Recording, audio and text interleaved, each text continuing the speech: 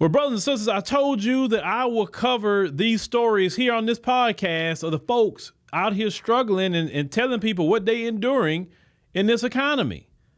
And it's hitting them in a way, y'all, that, trust me, I want you to hear exactly what this woman says she's actually dealing with. And a lot of that going to sound so deja vu. Let's go ahead and check this out. I just split my groceries 3 different ways in order to pay for them, with a line of people behind me.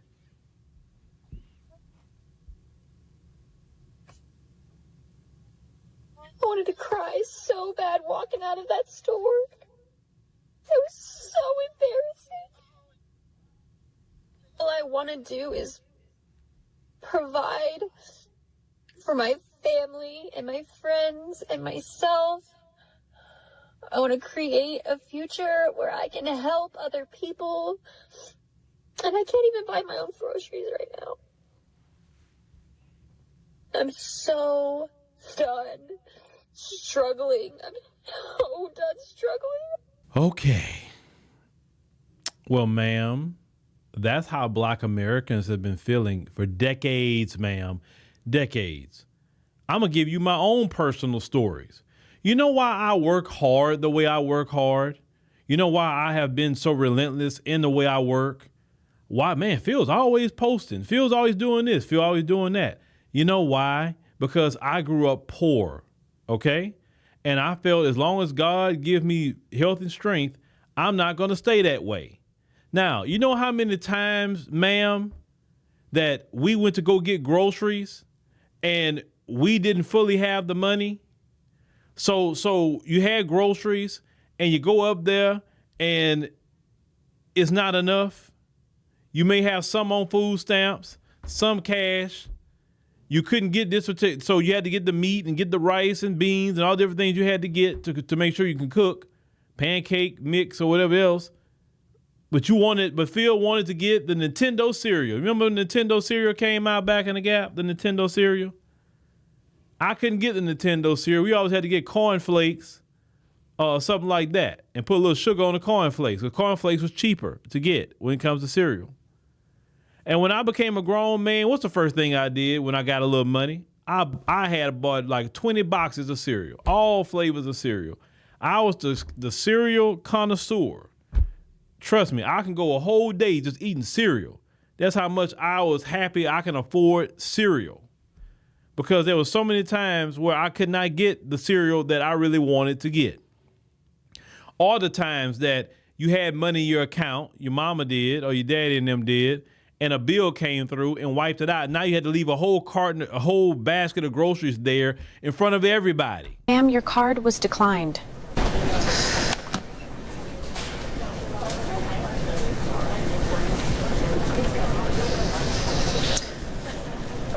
That happens. That has happened. As Black people, we have to put things back. Can't get this, can't get that. Having to wear sometimes clothes more than once in a week. It was clean though, but more than once in a week. Not having haircuts. Give you an example. I couldn't get my haircut like I do today. Sometimes I would get roasted about my hair.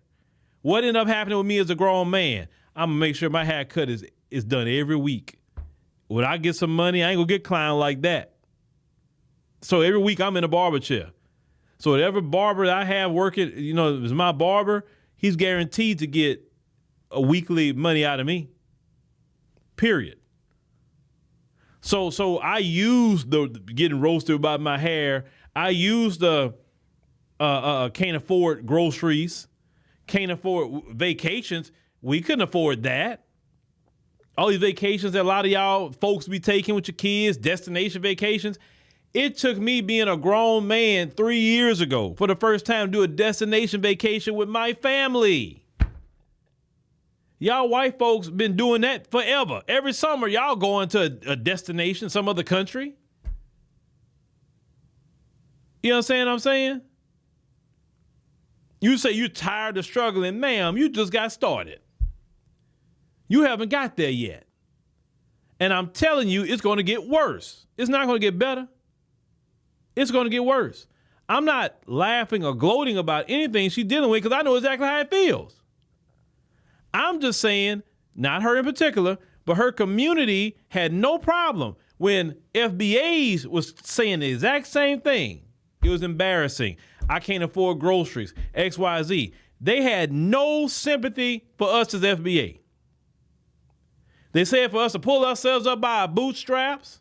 They said for us to stop being a victim, go to work, get a second job. They all had these answers for us as FBA. But why they ain't preaching that same sermon to they people right now about getting second jobs, stop being a victim, pull yourselves up by your bootstraps? Oh no, now everybody got to have sympathy. As a Black American, I understand what she's going through, but I have no sympathy. I have zero. Because you didn't have sympathy when Black women were crying. You had no sympathy. You look down on Black women. Talking about why they having so many kids. Oh, they ghetto and this and that and the third. Well, now you become the ghetto one now. You have literally become the N-word now. I told y'all that Trump administration, I told y'all, was going to be more of a wake-up call for them, not us. Notice, ever since this man been in office, we've been straight. Yeah, we paying high gas prices and food costs, yes. But we always done that in our neighborhoods. This is nothing new. We know how to cut back. We know how to scale back. As Black people, we know. You say, oh, okay, well, we can't afford that. We focus on the needs, not the wants. Nope, that's not a necessity. This is. Oh, I'm not going over here. Gas is too high. I'm chilling at the crib. You understand? We know exactly how to move. They don't. By the time, I told you, and I'm gonna keep saying this, by the time that man gets out of office, they not gonna know if they are coming or going. And they thinking that, well, let's get a Democrat in office, it's gonna change.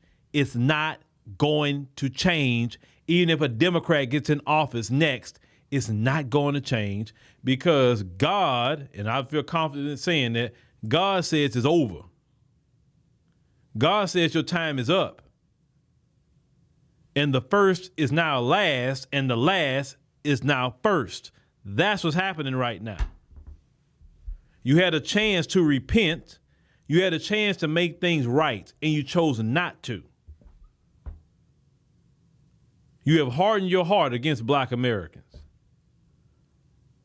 They don't deserve anything. Pull yourself up by your bootstraps. Stop being lazy. Stop having so many kids, right? Oh, you just want to be on welfare and food stamps. And when the government was shut down, who was in the food bank lines? It wasn't Black Americans. It was people of that woman's community. Hello. The first shall be last, and the last shall be first. And we've been last for a very long time, haven't we? Yes. And now, and I told y'all, when you're at the bottom, you can go nowhere but up. And it's our time now. It's our time now. Trust me, as they continually to descend, we're going to continue to ascend. So all the Black American Renaissance we having right now, centering ourselves, loving ourselves in a way I've never seen us love ourselves before, want to work with each other like we never want to work with each other before. The only thing I say we got to tighten up is getting our family structure back, but we going to get that back. I know we're going to get that back because if you love yourself, you're going to love each other, and you love each other, you're going to create family. And like I said, I get exactly what this woman is saying. I've been there. I've suffered it. That's why it motivates me to work hard, to go full throttle in everything that I do, whether it's podcasting, news, whether it's writing a book, whether it's Soraya and all the music with that. I go full throttle in everything that I do, brothers and sisters, because I know exactly how that feels, what that woman's talking about. And I said, I do not want my kids to experience what that woman is talking about in this video. And I made sure it didn't happen. Thank God. Same thing even with my wife. She grew up poor. And that's why she works hard the way she works hard. because she don't want to live a life like that. If we can help it, no. So we will continue to cover these videos. And if y'all got any of them, them crashing out about they can't afford something, yeah, definitely email it to me. Send me something. Let me know. Point me in the right direction. Because I have no problem covering this, because as FBAs, this was a everyday lifestyle. Now all of a sudden it's a problem. Oh no, if it wasn't a problem for us, then surely it's not a problem for you.